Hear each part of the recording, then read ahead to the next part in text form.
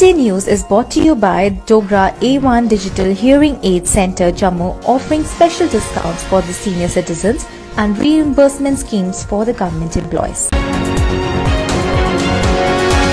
The son of the owner of popular joint food Krishna Dhaba, located in the high security area of Srinagar, was shot at by the terrorists from a close range and critically wounded on the Wednesday evening. The victim, Akash Mehra, was immediately rushed to SMHS hospital where his condition was stated to be critical. Banned terror outfit Muslim Janbaz Force has claimed responsibility for the attack. Several high-profile installations like the Office of UN Military Observer Group for India and Pakistan and the residence of the Jammu and Kashmir Chief Justice are located within 200 meters of the food joint. Foreign envoys of 24 countries held round of meetings with the civil society groups and elected members in Kashmir. Focus on interaction remain grassroots democracy, recent elections, job investments and future economic and political roadmaps of the Union Territory. Visiting diplomats will move to Jammu on Thursday, where they will call on the Chief Justice and also meet the J&K Governor and members of the civil society. Hours before the arrival of foreign diplomats, Poonch police have achieved major success by arresting most wanted terrorists involved in supplying arms to jihad outfits from highly sensitive Jammu airport. On credible inputs, Poonch police arrested most wanted ultra-identified Sher Ali of Mendar area of the Poonch district. He was on his way to Jammu from Mumbai when the police got information about his arrival. The moment her flight has landed, Poonch police reached the airport and arrested him from the tarmac. The Indian Air Force has proposed closure of Jammu Airport for civilian traffic for 15 days next month for the runway surfacing work, drawing a strong resentment from the Jammu and Kashmir administration, which has sought the Defence Ministry's intervention into the matter.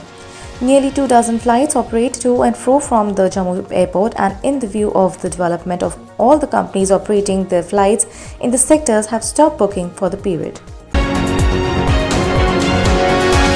Jammu and Kashmir on Wednesday recorded 84 new COVID-19 cases, taking the tally to 1,25,547, even as no fresh coronavirus fatality was reported in the second consecutive day. Of the fresh cases, 11 are from the Jammu division and 73 from the Kashmir division of the Union Territory. 11 districts did not report any fresh case. Jammu is the only other district to register double-digit positive case at 11. The number of active cases in the Union Territory is at 657, while 1,22,939 patients have recovered so far. Advisor to Lieutenant Governor Basir Ahmed Khan on Wednesday visited the non-camp area of Kashmiri migrants in Durganagar and took stock of facilities being extended to the inhabitants there. While speaking on the occasion, advisor said that the government has already taken slew of measures aimed at improving the living standards of Kashmiri migrants. Advisor directed the concerned officers to look into the issue of the day-to-day basic needs of the migrants to ensure them a comfortable life. The National Conference MP led by Party President Farooq Abdullah on Wednesday informed the Delimitation Commission for Jammu and Kashmir that they wouldn't participate in its proceeding as abrogation of the erstwhile state special status was pending objections before the Supreme Court. In the letter to the Delimitation Commission Chairperson, Justice Ranjana Prakash Desai, Abdullah Hasnain Masuri and Muhammad Makbar Lone expressed their inabilities to associate with the Commission. They also urged him not to adhere with the de-elimination process as the Jammu and Kashmir Reorganisation Act 2090 is just under judicial scrutiny. The Chief Secretary B.V.R. Subramaniam on Wednesday chaired a meeting of UT-level Standing Committee of J&K Rural Road Development Agency to review progress made under the flagship program Pradhan Mantri Gram Sadak Yojana. While appreciating the progress made so far in the current financial year, the Secretary observed that JKRRDA has registered an unprecedented achievement by completing 1,917 km of rural roads under 234 schemes with the financial implications of 1,200 crore rupees, thereby providing safe and secure all-weather connectivity to 93 eligible habitations.